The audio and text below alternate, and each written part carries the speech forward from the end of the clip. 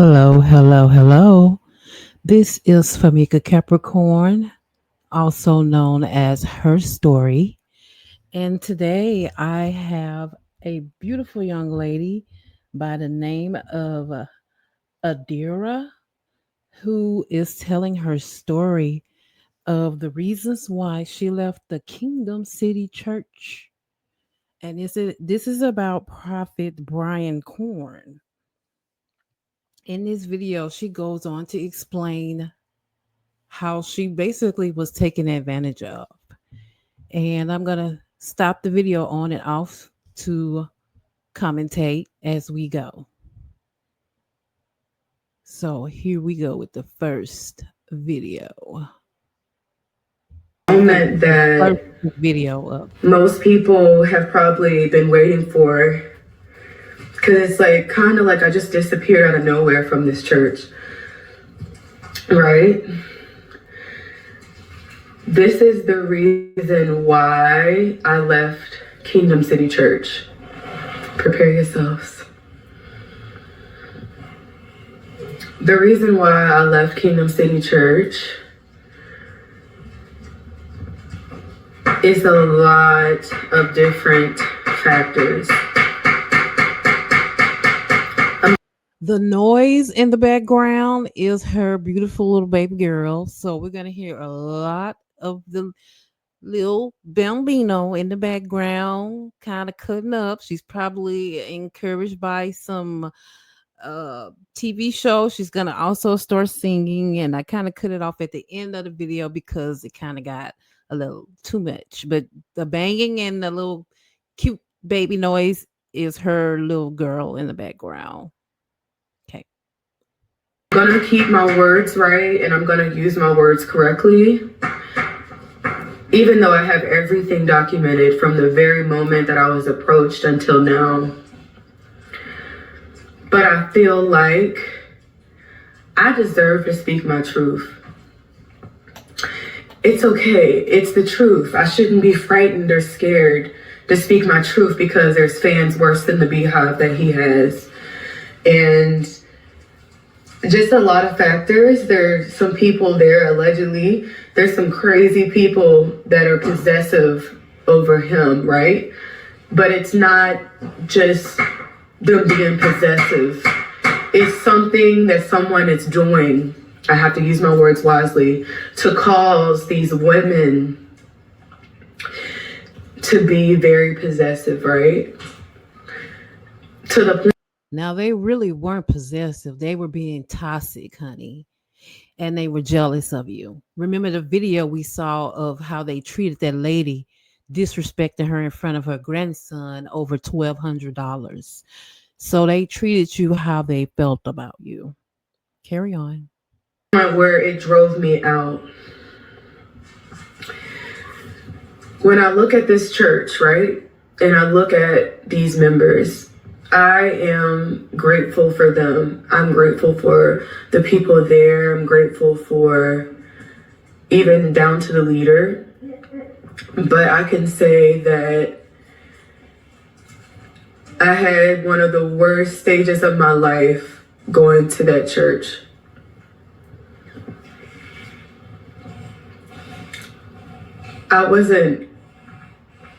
It's like no one saw me. No one sees what you're going through. This is the part where I feel very bad for her because she was going through something. And us as young people, when we're going to churches, we're looking for leadership and guidance because we have gotten mentally, emotionally to the point where you got to call on God. And if you have older adults, the elder that you go to turn to, and they are not there for you, it will make you feel some type of way. And this is why the church membership is very much on the decline. And you have people that coddle the dysfunction of the leadership going around. These people are knowing what's going on and they coddle his dysfunction. I'm still going through something with this person. And there's people that sit there and coddle his dysfunction. I deserve to speak my truth, and it's time. I joined the church August of 2021. I didn't get approved. So I went to the church August 2021. Actually, the first time I ever went was like the ending of July of 2021, but I joined officially August of 2021. However, he doesn't approach me until via text message January 2023, which I have like the receipts that I could post for that and everything. So I don't get approached until January 2023. After that, we're talking, but I feel a pull to keep my options.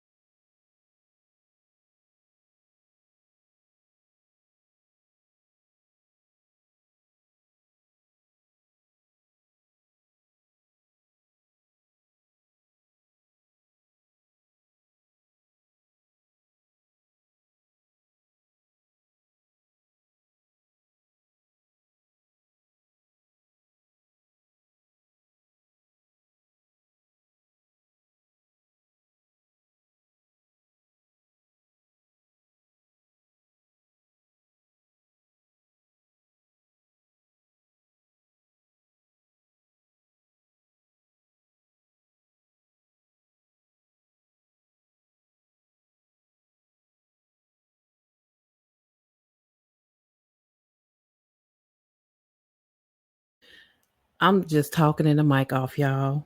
So I'm just reading a message, and it says from MG. Prayerfully, you will show or share this with no one. Manipulation. I was really drawn to you today for some reason. However, I will not bother you because I'm sure you are busy. More grace, your pastor. But ain't that a way to be under the radar and act like it's really nothing when it's really something you looking for? And then she responds, more grace, pastor. Oh my God, you will never bother me. Call me. I will never show or share with anyone. And then he gives her the kissy emoji face. Okay, and we'll proceed with. Open, even though he wants me to only talk to him because of things out there, diseases, and all these things that he's saying. Mind you, he told me never to share with anyone. Don't talk to him about anyone. Kind of like I just disappeared out of nowhere. I'm gonna tell you Cause something about sometimes when they be making you think about when they be having the excuses about diseases and now I lost the uh have an excuse. Their way they think of protecting themselves while raw dogging is making you believe that they love you and they're only with you. So that's their safe smex protection. Taking a chance. Yeah. Mhm. but I feel a pull to keep my options open, even though he wants me to only talk to him because of things out there, diseases, and all these things that he's saying. Mind you, he told me never to share with anyone. Don't talk to him about anyone, which I have a text message of his very first approach that I can attach here. I just felt just like at first it was very exciting because I'm like, oh my gosh, this amazing person, like he's like a king to all these people, like he wants me. Oh my gosh, like it can be so exciting until you realize, right, that there's probably way more people allegedly that he's communicating with and talking to in the church and be out of the church. So proceed to July 2023. Beforehand of July 2023, I get asked about or presented an opportunity for a threesome, right? So I don't want to say the girl's name, but the woman had already came out about him this year. That woman, he was like, she's gonna text you, and all you have to do is say yes, da da da da da. Like it was like a setup, like he knew how to set this thing right and set up the threesome. So we ended up meeting. Wait, what? What? So a threesome. He not only wanted to sleep with her, but he wanted bring all of whoever to the yard, but he's worried about diseases. Okay. And basically, the threesome happened, right? After that, him and I proceed to communicate, but then I send a text message like, hey, I don't know what this is, what this relationship is. I can't, like, I just don't know. I don't know what this is anymore, so I don't know what we're doing. So I ended up sending that text. He's like, I'm not going to chase you, yada, yada, yada, whatever. Boom. I found out I'm pregnant, right? I didn't have the greatest. Going to the next video. I had a moment where I had pretty much almost like a one night stand. Whether it was that or whether it was with allegedly Prophet Brian Corn Jr. I proceed to let him know that I'm pregnant. He's like, oh no, who's about? I'm like, I don't know, because the other guy was like the 16th of September, and me and him had sex September 26th. It doesn't matter. You asking whose child it is, but you was too busy being a freakling in the bed. So this is what I'm saying. Guys are always surprised when a woman comes up pregnant and they forget the one thing they should have done for themselves. Rule of thumb, a session in sex education. Being, if you don't want a baby, it's two things, really three things you can do. One, you can wear protection. Two, you can fix yourself. Or three, don't do it at all. So you're not surprised and looking dumb and asking, where did this baby come from? Like, we can't go through sex ed and explain how babies get here, the birds and the bees. Yeah. So it was like 10 days away. So I was like, oh my gosh, I don't know, like, what is going on here? Like, no matter who I was trying to move forward with, he always kind of came in, whatever. I let him know that I'm pregnant. He proceeds to state, well, why don't you consider, an abortion? Like, are you going to continue to drink? Are you still going to smoke or whatever? So I'm like, oh my gosh, I feel all this pressure on me. So in my head, I'm thinking maybe I should go ahead and schedule it. Immediately was like, nah, I'm not even going to go that route or go that way. I don't even want to go that route, because I can't live with the thought of doing something like that to my child. Well, he starts checking on me, periodically during the pregnancy, and the baby's here. I do everything alone. The entire pregnancy, I'm really more so focused on the other guy. We're going to call him John. So I'm not really thinking anything of Prophet Brian Corn Jr. and really approaching him about it, because I'm like, it's impossible. There's no way that I could have he could be a potential option, even though I know they were only 10 days apart. And I take a full accountability for that. I'm not ashamed of anything that I've done. I'm just not. There's nothing that anyone can pick on me about, or like, I'm very open about it. And thank you for taking accountability. You did it at the beginning of this video. You were doing wonderful by taking accountability and facing the crowd. Because if it was anybody else, like the prophet, they wouldn't be able to do this, what you're doing. So it is most notably acknowledged. And it's like from there, you know, after she was born, I'm doing everything on my all alone. But a lot of the sisters from KCC, they were helping me a lot, which was tremendously amazing. Like they just came in and they kind of stepped in, them not knowing that he could be a potential option. You know what I'm saying? Apparently, someone did spread around that it was his child, but that was just them just spreading stuff around. Probably because I was cute and whatever. So You're definitely a beautiful young lady, but it was that, and it was because they thought that was going to be their man. They thought they was going to be the first lady.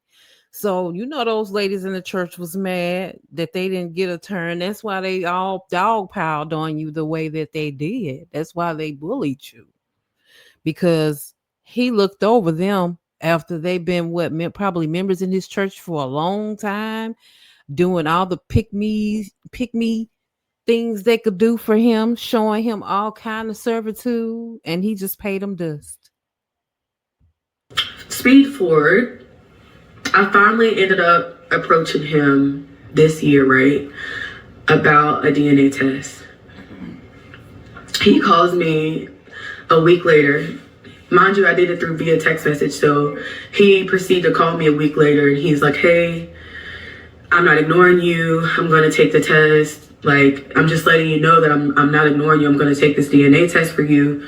I'm like, oh, yes, finally. Like, I'm like, oh, yes, you know, finally, like, victory could finally be held just for my daughter. Because none of this is about me. None of this is about them, too. It's more so about my child and, like, her getting the justice that she needs. Also, with me having to do everything pretty much on my own without my parents. I'm so grateful that, you know, I was able to purchase a property and everything, like everything that pretty much on my own. I'm just so thankful that God presented me the opportunity to do these things. Well, next thing you know, like I try to look to see if like, I don't know, something told me to go back to our text messages. I go back to our text messages, it's completely green. So either his numbers change or I'm just blocked.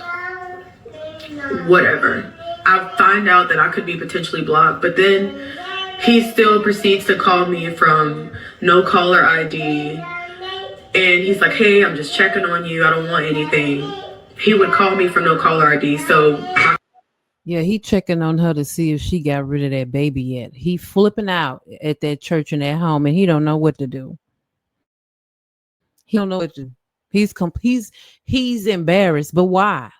You wasn't embarrassed to have a threesome with her, and you definitely wasn't embarrassed to have unprotected smex with her.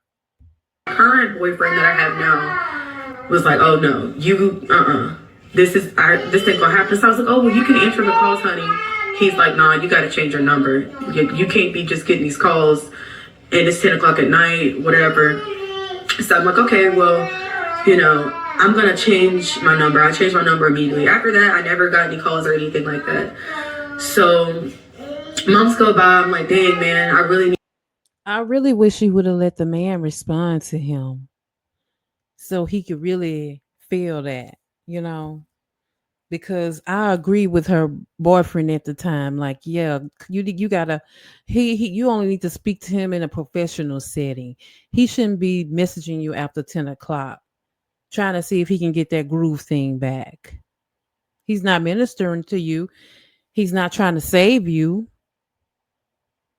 need justice for this child. Like, she doesn't deserve to like not know who her father is. You know. So for me, I'm like, I gotta do what I gotta do. I go to the child support enforcement office and I finally fill out an application and I put his information on it.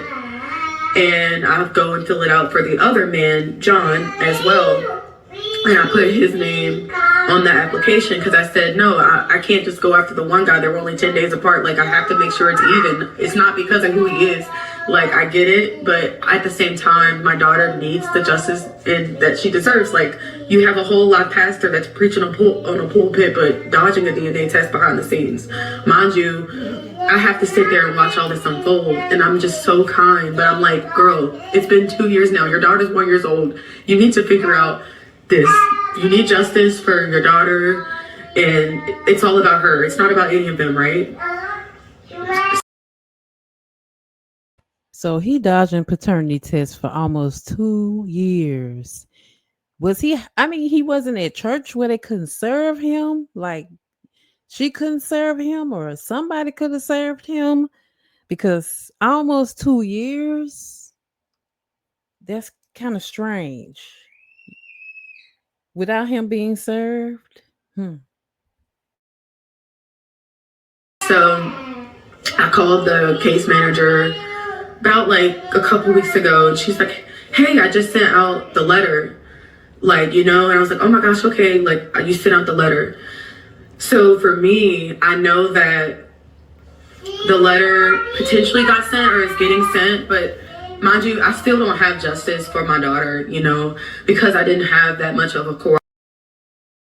Usually in a situation, I'm going to tell you right now, if you're not married and you're not separated to where other means could be used, if you were having a situationship with the preacher, which you were, they sometimes leave it up to you to serve him, which means I'm not trying to dogpile on you or be hard on you, but gotta kind of be honest here and be a little strict, be kind of like real about this. You could have served him at church, because he I'm pretty sure he was still preaching because he needs the money.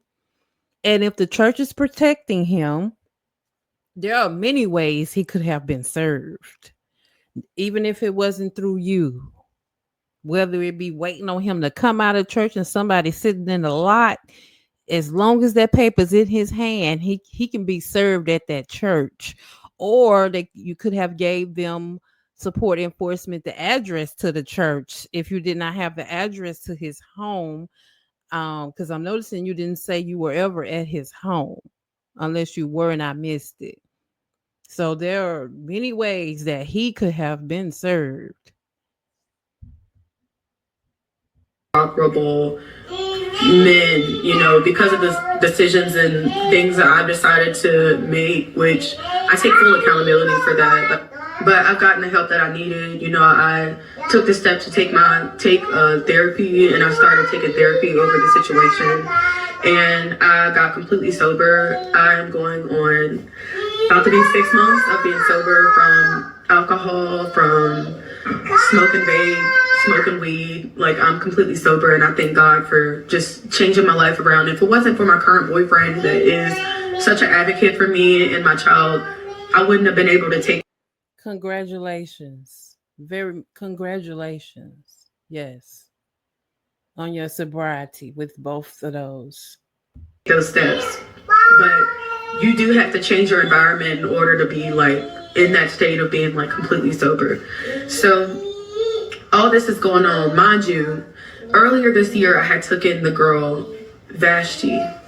I took in Vashti. I could speak about her because she's like the only one that ever came out about him. Probably the first one that ever came out openly about Prophet Brian Corn Jr., right?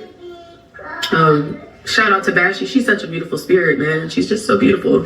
I took her in and I had to see her crying on my couch, crying about certain allegedly things that went on that she had to find out about. And I was like, oh my gosh, this is crazy. Like, I was like, remember when we all had our thing, our situation back in 2023? Well, I was like, I can't prove to you the things that you're finding, but I can affirm you that me and him did talk back in 2023. She was like, oh my gosh, like, she sat there and had to hear that story. And mind you, I'm taken, and I was trying to protect her in a sense. Well, the way that situation went down was some women ended up calling her, I guess, and they got a hold of her, and she found out even more things. And that allegedly is how she ended up even making the post.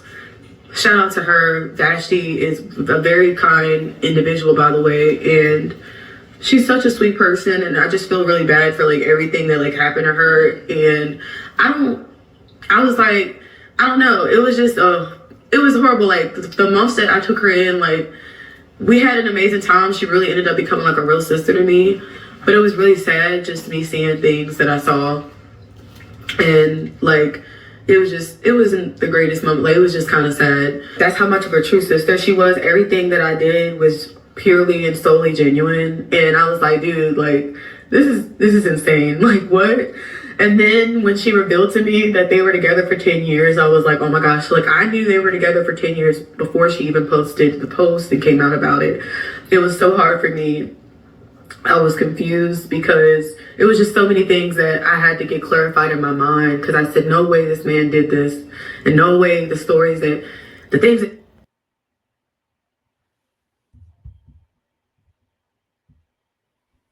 of even sharing my story and sharing this, like it's scary.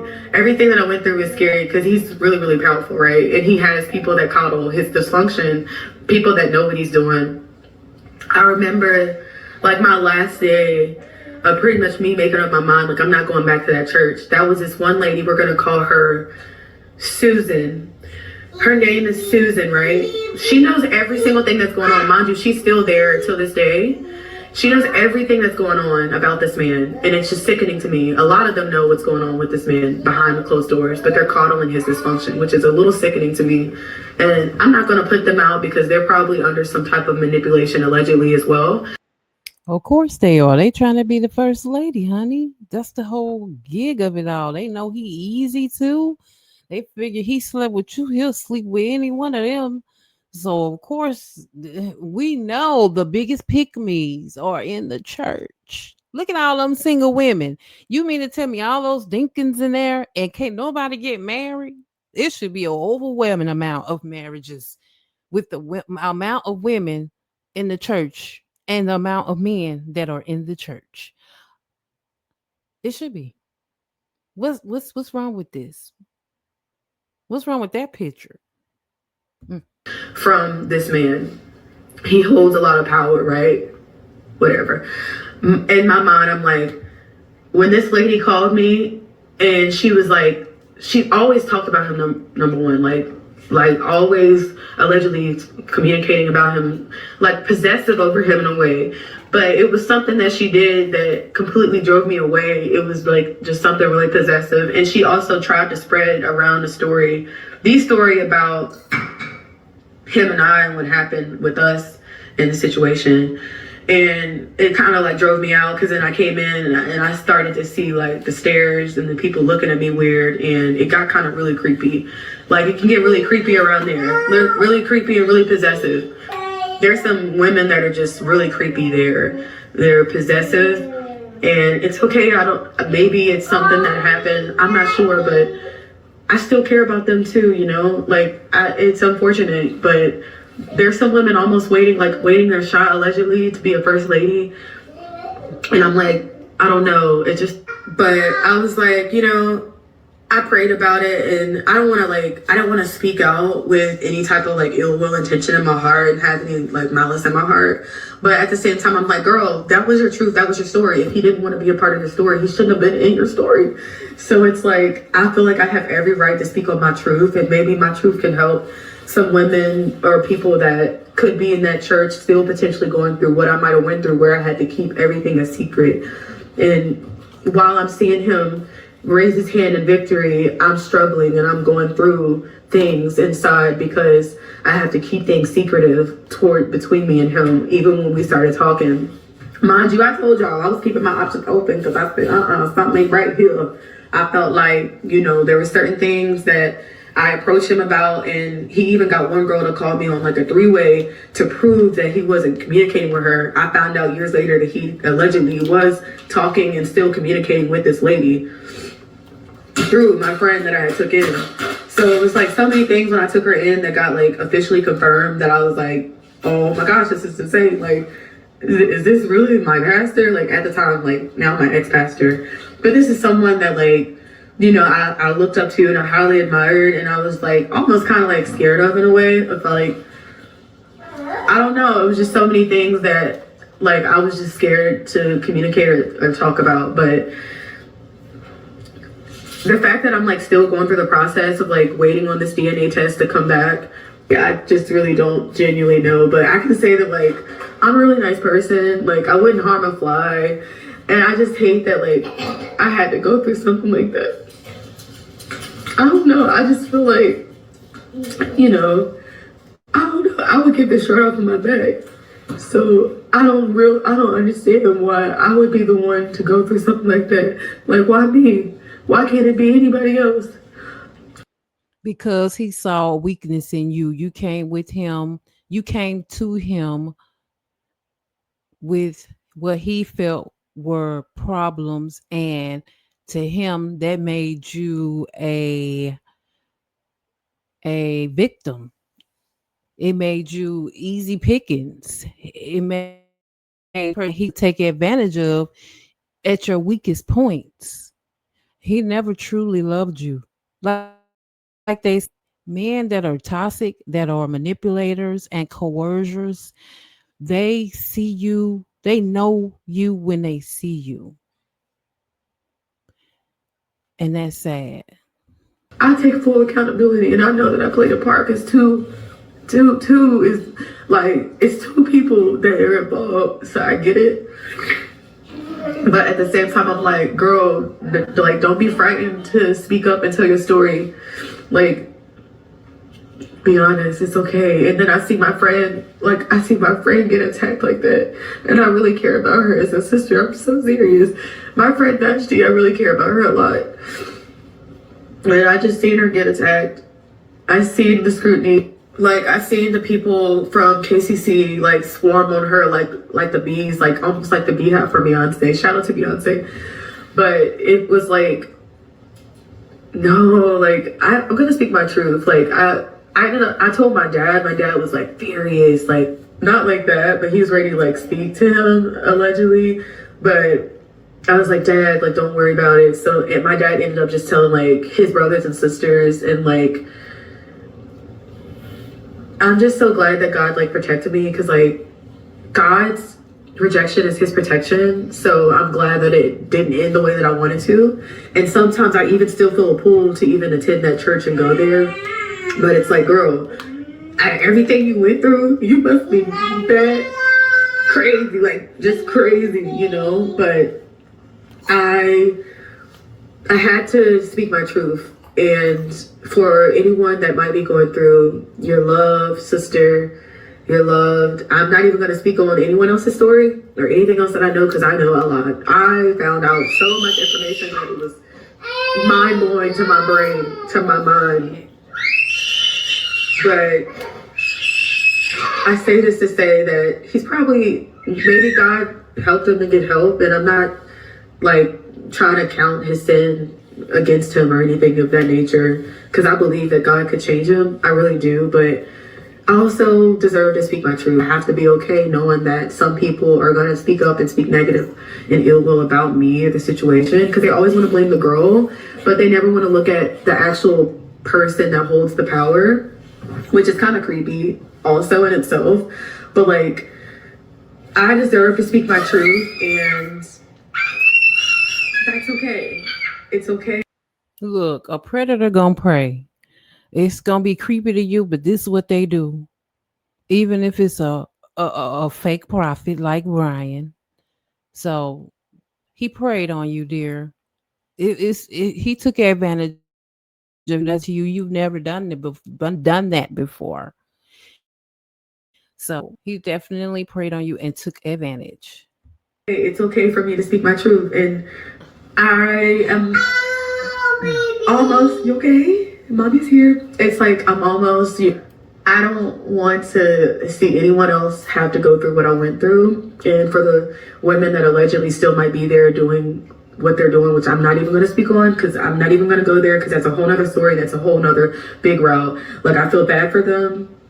But then again, the people that are there that know, they decided to still, you get I ended the video a little bit there. approached by someone like that. It's like, ah, but it's like everything that glitters is not gold.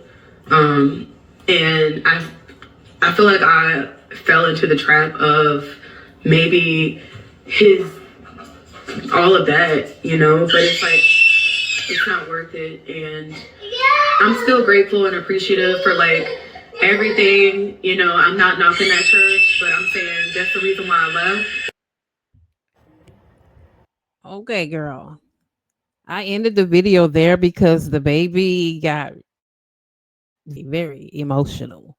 I would imagine that the baby wanted attention, and I cut the video at a certain point because she kind of went on and on about the same thing. So it wasn't nothing new to kind of just keep going on about.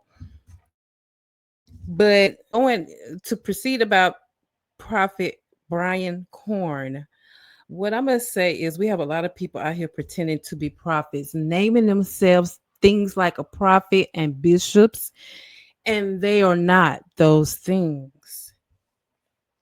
They're not even scared of God, y'all, because why? They think they are God. The people in the church make them feel like gods.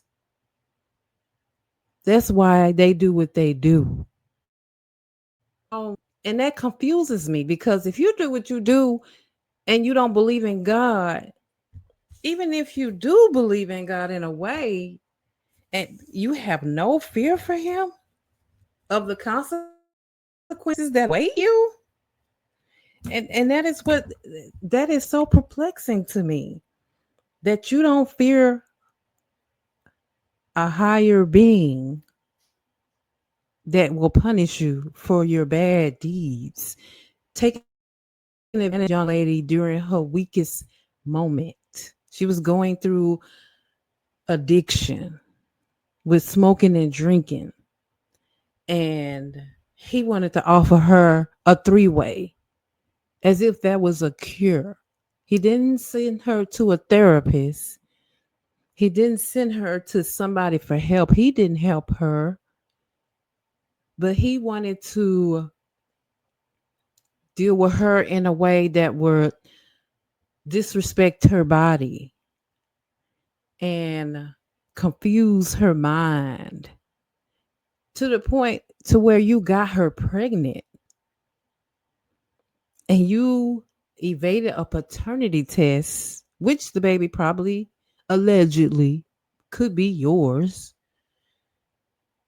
But like I say today, I said in somebody's comment, these people are always giving themselves these names: prophets, saints, bishops, and ain't nothing prophet, prophesizing about them, ain't nothing saint about them, and ain't nothing a bishop about them.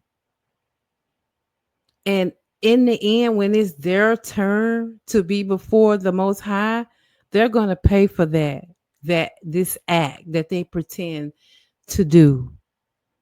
Every week is a preacher getting in trouble on video and being exposed. And it's because, like I say, they think, she even said he has a lot of power. They believe that they have so much power that I guess God can't even do anything to them. And that's scary. That's somebody that will harm you if they feel like they have that much power. But that's all I have to say. Let me know what you have to say in the comments. Like and subscribe. Bye.